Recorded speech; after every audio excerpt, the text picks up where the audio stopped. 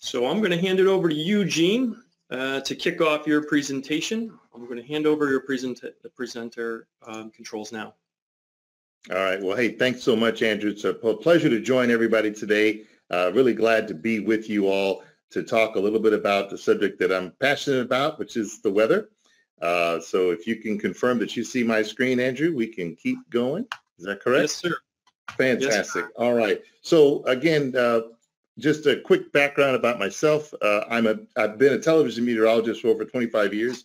I've worked in markets like Houston, Atlanta, Birmingham, as well as doing some freelance work still at CNN. And even though I live in Atlanta, I say go Braves for the first game of the World Series tonight. I also serve as a weather consultant providing safety solutions in a variety of different areas. And in 2018, I developed an app called WaterWatch Pro, which brings me to people who are on this particular webinar, providing digital rainfall data. So really glad again to be joining you today to talk about the weather and what we can expect for the upcoming winter. So what we're going to do is we're going to talk about recent rainfall trends. We're going to talk about the double dip that we're expecting from La Niña for this coming winter. And we're going to talk about both the short and the long-term impacts. Just in general, to set the stage, I want to let everybody know about what rainfall looks like on average across the United States. This information comes to us from Climate Central. And as you can see, a big bullseye of green, darker green in the upper left-hand corner, over 60 inches. And then east of the Mississippi, anywhere from 40 to 60 inches per year. What's been happening so far this year is a little bit of the opposite. In the Pacific Northwest and in the western U.S., it's been a big drought. You're probably aware of that. But along the northern Gulf Coast, well, we have been having problems, of course, with tropical systems, and that has enhanced the rainfall there indicated by the darker green. It's all a consequence of us living in a warmer world. On the left, you see the departure from normal of temperatures across the entire globe for 2020. A lot of red there, meaning above normal temperatures. In fact, it was the second warmest year on record, and it follows a trend on the right of year-to-year warming annually across the entire world. Now, the consequence of a warmer world is that the atmosphere holds more moisture, and then that can lead to more heavy rainfall events. Indicated on the left are some peaks from back in the 40s and 80s, but a general increase from year to year of heavy rainfall events. And of course, that can be a problem because it can impact roads and, of course, our construction projects. And when we have flooding episodes, it really has an impact because the culverts and other infrastructure systems that we have were designed from prior rainfall events, not taking into account what's happening now and what we expect to happen in the future. And so it might be an indication that we need to think more clearly about how we design things to withstand heavy rainfall events. And as we get ready to talk about the winter, anytime we look at the winter, we want to look at what's going on with a phenomenon we call El Nino. And basically, it is a warming and a cooling of the waters in the equatorial Pacific. And you may say, well, what does that have to do with anything? Well, they change the jet stream. Sometimes the waters are warmer than normal, that's an El Nino, and sometimes they're cooler than normal, and that's a La Nina. Think of it like a pendulum swinging back and forth, like what I've depicted there.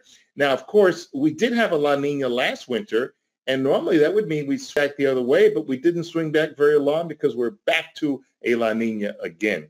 And again, that does shift the jet stream.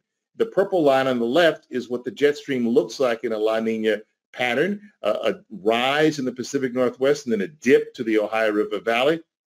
And that generally means wetter weather in the Pacific Northwest. So that could be good news for them as they've been dealing with a drought. And generally drier and warmer in the South. Now, again, these are the average things that we expect to happen with a La Nina. On the left are the average temperatures, and you see a little bit warmer in places like Texas, but cooler across the northern plains and northern Rockies, and again, throughout much of the Ohio River Valley.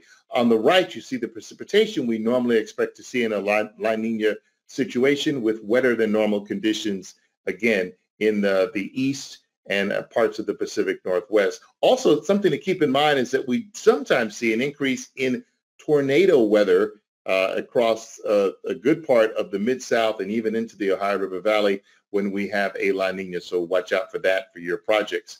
In the short term, the Climate Prediction Center puts out a projection for the next 2 weeks, and they did that last week, and it shows that we're looking for above normal weather in the eastern half of the country. and perhaps an increase in rainfall, again, for the Pacific Northwest and parts of the Mid-South. So we'll be watching for that. You can always check that out. Go to the CPC website and see, because they put a new update out every week for the following 8 to 14 days. And here's the long-term projection that NOAA put out last week for the winter, taking into account the impacts of La Niña, expecting it to be warmer than normal across the South, again, wetter than normal in the parts of the Pacific Northwest and the Great Lakes, and that could include some heavy snowfall events. Again, think about whatever's happening in an average sense, because last year we had a La Niña, and you may say, well, wasn't there that big winter storm in Texas? Right, that was one little episode out of an entire period of a winter that ended up still being warmer than normal.